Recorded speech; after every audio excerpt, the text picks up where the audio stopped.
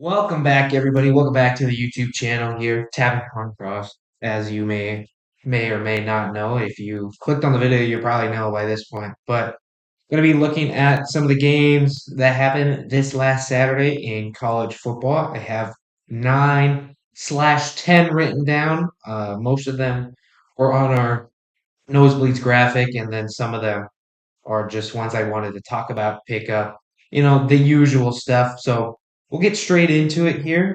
Before anything, though, please like the video, subscribe, comment how you felt about this last week of college football, and share with your friends. Before anything, however, it's National Jersey Day, so I wanna rep the jersey I got for this video. Wearing the most hated man in college football these last couple of years, and people hate on him. Whatever. I don't hate Dion. I bought this jersey before he's even a head coach. So hate it, love it, do whatever you want to do. Let's get straight to the first game/two. The reason I say game or two is because we're going to be looking at the Big 12 here, and it's because two ranked teams of the Big 12 went against two unranked teams of the Big 12 and had a difficult time both at home. So, taking a look at that. First one we're going to look at is the Friday night matchup between Oklahoma State and BYU. I'm a big Cougars fan this season. I don't know why, but they went and played the Oklahoma State Cowboys at home, and they kind of struggled. They went on top very, very late in the game, 10 seconds left to be exact. And this is a game for BYU that you do not want to lose, and they almost did. So just an interesting game there. I didn't really watch it because it was a Friday night, and I don't really remember what I was doing. But regardless, this win actually bumped them up 2 spots in the overall rankings. It helps when Alabama falls, but 2 spots I thought was a little crazy as Indiana and BYU jumped up huge this week. Um, I just didn't think it was warranted for a huge jump up for the AP voters, but again, neither here nor there. So BYU does get the win, 38-35. Should they go up to? I don't think so. I personally don't think so, but doesn't really matter. Going on to the second Big 12 game that a team shouldn't have been this close. It's UCF versus Iowa State. Again, Iowa State was down. Well, yeah, they were down in the third quarter. They had a huge kind of end of third, beginning of fourth, or just third to fourth run as they scored 2 touchdowns and a field goal compared to UCF's just one rushing touchdown. But this is a game for Iowa State. Again, you can't lose at this point. None of the games for the Big 12, if you're really trying to compete and win, you can't lose. So just to see them go out there, have a tough game against a UCF team who is starting, I believe it's still the freshman quarterback. No, they started the sophomore quarterback this game, and he went 8 for 20 for 62 yards, 2 interceptions. The scoreboard should not be how it should be, or how it should have gone based on just that stat alone. Harvey had a great game rushing the ball. 25 carries, 196 yards, 2 touchdowns. And at this point, you just got to be frustrated if you're Iowa State just for this game to happen this late in the season because if this happens again, it might not end the same way. And then the rest of their schedule, Texas Tech, who is 3-1 in conference play, Kansas, who's been struggling this season, Cincinnati, another team 3-1 in conference play, Utah, who's been struggling as of late, 1-3 conference play, but 4-3 overall, and then Kansas State, who's 3-1 in conference play, 6-1 overall, and of course the number 16 team in the country. So coming down to the end of the season, this is a game you don't want to have for, I guess, either BYU or Iowa State. Both teams are going to need to figure it out, get something going. Moving on to the next game, we're going to that top battle in the SEC we all wanted, except it wasn't what we all expected. The number 5 Georgia Bulldogs go into Austin and defeat the Longhorns 30-15. And I mean, Texas didn't score until the third quarter. So a great showing from the Georgia defense. Their offense, not so much as Carson Beck, 23 of 41, 170 yards passing, 3 interceptions in the game. ETN, though, was that mainstay for them. He scored 3 touchdowns in the game. On the flip side, however, Of course, if you don't know, now you're going to know. Ewers was benched in the first quarter after, I think he was 1 for 4 passing for 15 yards and 1 interception. I could be wrong on that stat line when he got benched. However, Arch Manning came in, played a couple snaps. He only threw the ball 6 times. And then I'm guessing Quinn Ewers came back in, played the rest of the game, and he finished 25 and 43, 211, 2 touchdowns, 1 interception. Of course, there were some funny things that happened in this game. I just can't believe some of the things that people will go out of the house wearing or what people will do during a sporting event. And I'm not here to shame anybody. Not here to shame, not here to make fun of anybody. But man, some of this stuff is just, I just laugh every time I go on Twitter or Instagram and I see this stuff. With the win, Georgia goes up to the number 2 team in the country. Texas falls to number 5. And if you watched yesterday's video, I talked about how I didn't really feel like that was fair for Texas, but I'm not here to judge anybody. So Texas goes to 5, Georgia goes to 2 after that one, and neither team looks like to be a top dog after that one. That's all I'm gonna say. Going to the ACC now, and another fun game that happened between Miami and another unranked team. This time it was the Louisville Cardinals, sorry, and another great showing from Cam Ward. I mean, 21 of 32 passing, 319 total yards, 4 touchdowns. On the other side, Tyler Show added to the list. Tyler Show, man, I wish I knew how to say his name. Tyler Show kind of replicated the stat line almost, 31 of 51 passing, however, 342, 4 touchdowns in the game. And this one was tied up at 38 at one point. However, Miami went on to score 2 straight touchdowns. And then, of course, Louisville answered back with 54 minutes left. And again, this is kind of that same situation with Iowa State and BYU. If you're Miami, you don't want to have these close games because when you play a team in the SEC or the Big Ten at this point, those defenses are going to be better than what you see here. And you don't want to have to go up against a top dog and struggle offensively. However, Cam Ward is electric. He's a good reason to keep winning these football games, and that's what they've kind of leaned on him. Granted, the Miami offense is just pretty good this year. Like I can't say much about the defense, but their offense, killer.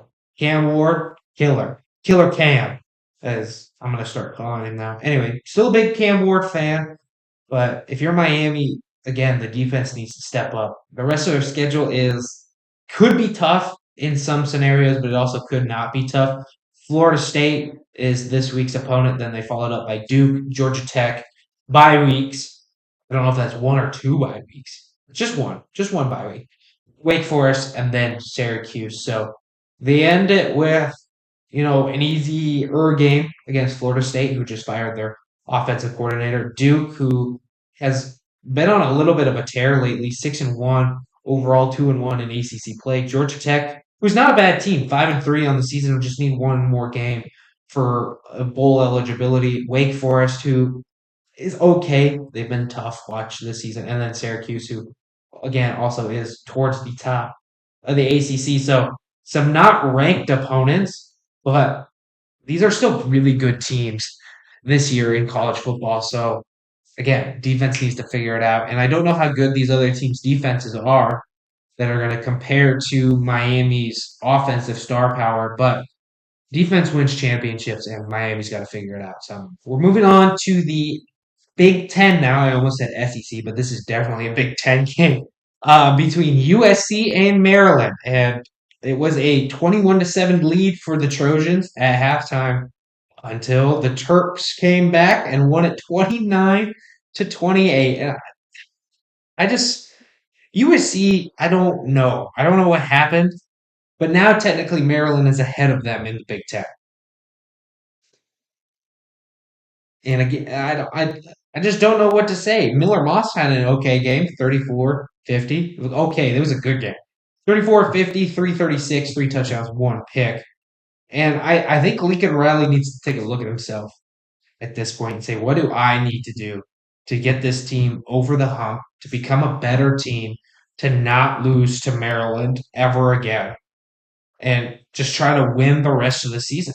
The rest of the season, there are some tough teams here. You have Rutgers, who is okay. They're not a bad team. They're 1-3 on the season, 4-3 overall. But Rutgers can win some games. Then they have Washington, tough opponent. Nebraska, tough opponent. UCLA, I don't know really what to say about UCLA. I see people are saying they could be better, but I don't really know. Ethan Garber's got Big Ten Player of the Week, though. Anyway, then they have Notre Dame to close out their schedule. So if they're going to want to even be bowl eligible, they're going to have to win three of these games. And, they can beat UCLA. I'm confident in saying that. They could probably beat Rutgers.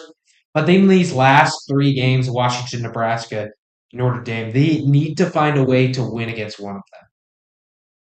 And, could you confidently say their easiest matchup would be number 12, Notre Dame? You could, just based off how offensive lackluster Notre Dame can be. We'll talk about them next here. But Washington is good. They're going to be at home for that, or at Washington for that game. Nebraska will be in the Coliseum, but Nebraska plays good sometimes.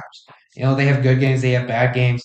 They're 5-2 on the season. They're looking for another bowl or a bowl game appearance. And again, we saw with Nebraska last year, they lost a couple towards the end of the stretch that would have put them over the hump. So they are probably still going to be like, we need to get this win. This is a game that I think Nebraska could win. USC is now currently on a 0-3 run. They've lost three straight games. They could finish this season 0-7. And I don't know if anybody's going to agree with this take here, but I think after that, Lincoln Riley's fired. He's gone. USC needs to take a hard look at the rest of the schedule and say, hey, we got to figure out a way to get three more wins. I mean, it's bowl game or bust at this point for Lincoln Riley. And I think if they even make a bowl game, I don't know if he keeps his job. That's going to be the issue. So congrats to Maryland on the win. I don't really have much to say about Maryland. They used to have sick helmets, but those are gone. So don't really have much to say. Next up, we have Notre Dame, who went to play Georgia Tech, and they won 31-13. Good win for them. They need to continue building on these wins because their strength of schedule is more towards. Well, I don't know what you call their strength of schedule anymore. Because at the beginning of the season, I looked at their schedule and I said, "Oh, they don't play any like really tough teams." But towards the end of the season, they could play four ranked teams, and it's not the teams we would have thought. Well, I guess looking at the start of the season, it looked like they were going to play four ranked teams as well because we thought Florida State and USC were going to be ranked. But now it's Texas A&M. They played Louisville, who is ranked. Now it's Navy and Army, who are the other ranked teams. So they need to get these wins going, and I'm sure they looked at their schedule at the start of the season and said, "Oh yeah, we're going to be good." Uh, but now they might be looking and go, "Oh, how are we going to stop Army's offense?" Which I don't know if that's ever been said in the whole existence of the universe. Probably a couple weeks ago because they've been actually good. But regardless, they get a 31-13 victory over Georgia Tech, and I specifically want to talk about Riley Leonard. Riley Leonard, if you don't know, he's a transfer from Duke, the quarterback for this Notre Dame team. Played 3 seasons at Duke, and he had a really good year 2 seasons ago. Then he got hurt. You look at his stats, 3,000 yards passing, 20 touchdowns, 6 interceptions. And now at Notre Dame, he's thrown 177 passes, 1,100 yards, 6 touchdowns, 3 interceptions. So the touchdown numbers aren't there. But hold on, just wait. We turn to his rushing statistics. 75 carries, just under 500 yards, 10 touchdowns. 10. 10 rushing touchdowns for Riley Leonard, the 6'4", 216 senior quarterback who 2 years ago, I don't know what his exact injury was, but I think he basically broke his leg. So shout out Riley Leonard. The comeback for Riley Leonard has been awesome, and I just hope he keeps playing good. I don't have any hate for Riley Leonard in my heart. The first domino of the coaching carousel has fallen as East Carolina has fired their head coach after the loss to Army. Number 23 Army, they lost 45-28. They're 3-4 on the season, 1-2 in conference play, and I don't know if this firing is really warranted necessarily, but again, I'm not a commissioner. Last season, they didn't do very good. So maybe it is. Maybe this firing makes sense. Maybe it's a time that it's needed to happen for East Carolina. I mean they can still make a bowl game this season. Remaining schedule is Temple, FAU, Tulsa, North Texas, and Navy. Three of those games are winnable. FAU is not incredibly great. Tulsa, again, not incredibly great. Temple is wishy-washy, but they have some games where they could win and they could still make some noise in the American Conference and get a bowl game. So they fall in that one, and that's the reason why they fire the head coach, and that's why I wanted to talk about. Hauser had a good game, their quarterback, and it's just the Army team that's tough to beat. Daily, 31 carries, 171 yards, 5 touchdowns. He also threw a touchdown in this one. So it's hard to stop the Army offense, and Army is the reason the first head coach is fired. So shout out to Army, I guess. I don't know. Army always beating the Pirates. What tale's oldest time. Moving on to the FCS game that we had on the Nosebleeds bracket between South Dakota State and North Dakota State. The Bison get it done at home 13-9. Gronowski doesn't have a great game as the quarterback for the Jackrabbits. However, Cam Miller does Cam Miller things, 20 of 27, 163 yards. I saw a clip that Jay Elson posted on his Twitter about the head coach of South Dakota State. Can't remember his name right now, but he was not happy about some things. And it's just the way it happens. South Dakota State falls to 4 or falls to 3, fall to 3. North Dakota State, your new number 1 team, and FCS. And that was a crazy thing I saw this weekend. All three top number 1 seeds, so FCS, FBS, and I think it was Division Two. They all lost on Saturday. I don't know if that's ever happened before, but that's just a crazy thing in general because then everything gets switched, playoffs, all the implications. Just wild. College football this season has been awesome. That's all I can say. Maybe it's because I have the college football game as well. Maybe that's why it's fun. I don't know. Anyway, moving on to our final game. Last and final game, we go back to the Big Ten between Michigan and Illinois. And Illinois, I think people were I don't know if this is gonna be an upset call. However, Illinois gets the win 21-7. I don't think people thought it was gonna go this way. However, it was a dogfight throughout the first quarter. It was 3-0. Illinois was able to put up 10 points. In the second, Michigan answered with a touchdown of their own, and then Illinois 8 points in the third quarter, no points scored in the fourth. So Illinois 6-1 on the season. Michigan falls to 4-3 and 2-2 in conference play. The fall of the national champions, but that's what happens when you lose your head coach and basically everything from your offense. So makes sense. However, Illinois still rocking. Altmaier only threw 18 passes in the game, only for 80 yards. So just a defensive grind for both teams. Also, I want to put up the Illinois helmets. Those things are just nice. I don't know what else to say. Classic. I don't. Maybe the jerseys could have been different, but you know, helmets hand painted, just awesome. It was just awesome. That's all I really have to like. There's not much to say about these jerseys or the helmets specifically, but they're just a thing of absolute beauty. And shout out to the guy who made them. He's from Nebraska, so shout out to the fam and everybody out there in Nebraska. But just awesome. Just love them. Love them. I just realized I forgot to talk about Alabama versus Tennessee. Tennessee gets the win 24-17. And I don't really have much to say about this game besides I don't know what Jalen Milroe.